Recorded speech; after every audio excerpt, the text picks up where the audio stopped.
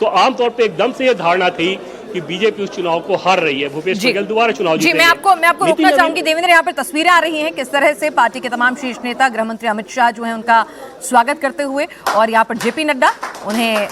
Welcome करते हुए, और देखिए कि मुस्कुराहट अमित शाह के चेहरे पर भी साफ नजर आ रही है। और कहा जाता है कि उनको भी नितिन नबीन खासे पसंद है और उनका भी उनके ऊपर एक तरह से कहें कि एक अच्छी कोऑर्डिनेशन रही है। बिहार के चुनाव में कई मुलाकातें हुई, लगातार मीटिंग्स हुई हैं, तो अमित शाह के साथ भी उनका एक अच्छा कोऑर्डिनेशन, पदभार उन्होंने यहाँ पर ग्रहण कर लिया है। तो जेपी नड्डा मौजूदा जो अध्यक्ष थे उन्होंने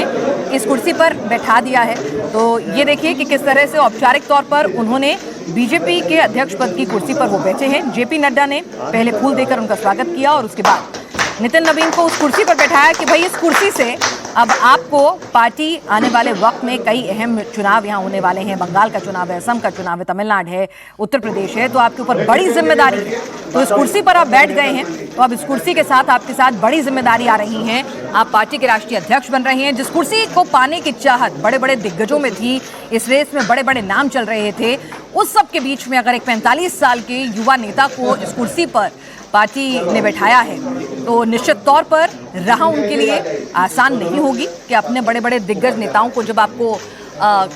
मैसेजिंग देनी होगी, जब उनको ऑर्डर्स देने होंगे, तो किस तरह से उनको डिसिप्लिन में रखना होगा। हालांकि बीजेपी अपने डिसिप्लिन अनुशासन के लिए जानी जाती है, लेकिन नितिन नबीन जिस तरह से उनकी जो सबसे बड़ी खूबसूरती और शख्सियत की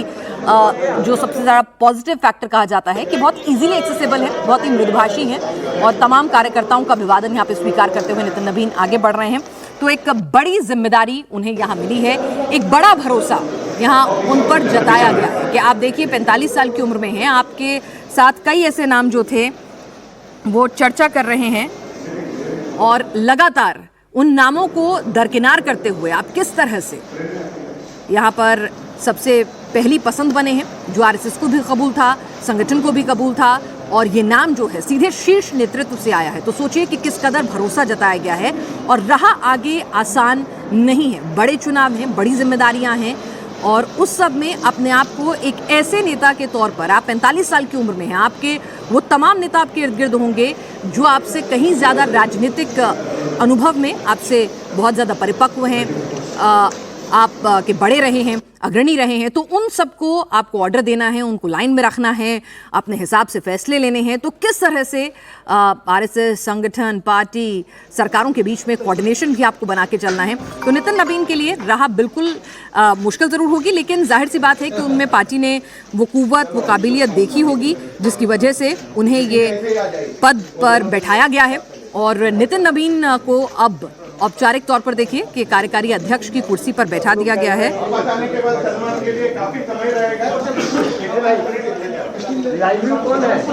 तो यहाँ पर अभी पार्टी के तमाम शीर्ष नेता उनका अभिवादन करते हुए आपको नजर आ रहे हैं। तो अब औपचारिक तौर पर नितिन नबीन कार्यभार संभाल चुके हैं। बीजेपी दफ्तर में उनका भव्य स्वागत हुआ और उसके बाद मौजूदा अध्यक्ष जेपी नड्डा ने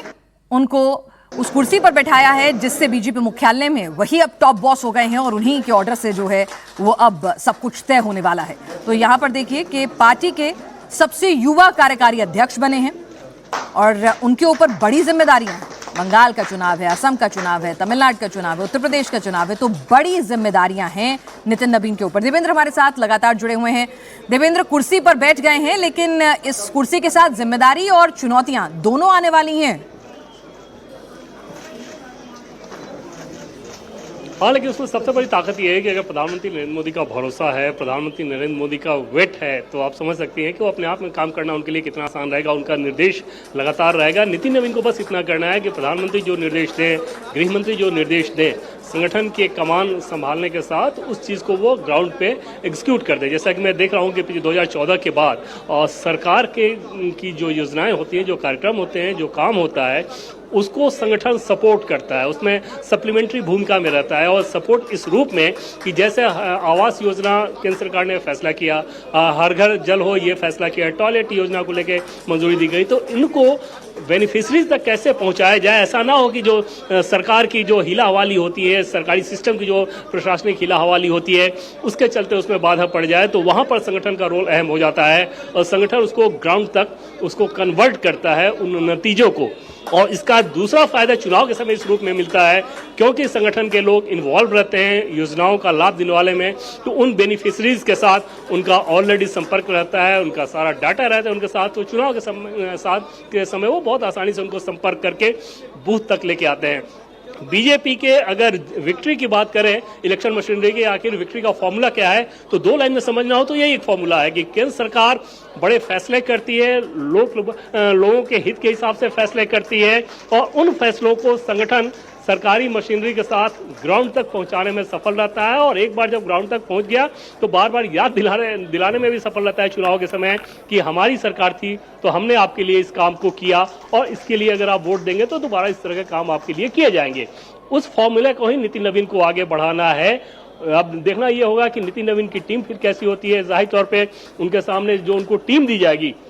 खुद वो 45 वर्ष के हैं, लेकिन उनको टीम दी जाएगी वो जरूर उसमें युवा और अनुभव का मिश्रण रहेगा, ताकि जहां अनुभव की जरूरत हो वहां अनुभवी नेता उस चीज को सपोर्ट सिस्टम दे, जहां युवा की जरूरत है वहां पर युवा नेता उसके सपोर्ट सिस्टम को आगे बढ़ाएं। तो कुल मिलाकर ओवरऑल देखें तो नितिन नवीन के सामने के लिए एक बहुत शानदार माहौल तैयार करके दिया गया है। उनके ऊपर अब बस ये जिम्मेदारी है कि जो कमांड मिले पार्टी के मुखिया के तौर पे उस कमांड को ग्राउंड तक फलीभूत करें, खूब मेहनत करें, लगातार प्रवास करें, बस ये अपेक्षा जरूर है। और दूसरा, मृदुभाषी है तो कार्यकर्ताओं के साथ उनका तालमेल तो वैसे ही अच्छा रहना है, तो किसी भी कार्यकर्ता से मिलने में उनको कोई दिक्कत नहीं होती है, बहुत आसानी के साथ मिल सकते हैं। तो ये सारी चीजें, क्योंकि ऑलरेडी आप देखें तो नितिन नवीन का एक प्रोफाइल राज्य में तो था ही, दूसरा 2 राज्यों में अलग अलग समय पर प्रभारी रहे तो वो प्रोफाइल बड़ा था,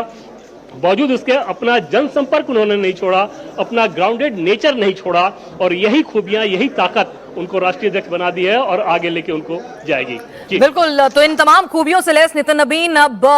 इस कुर्सी पर बैठ चुके हैं। जेपी नड्डा ने औपचारिक तौर पर उन्हें पदभार सौंपा है, और इस कुर्सी के साथ जिम्मेदारियां, चुनौतियां हैं, और आने वाले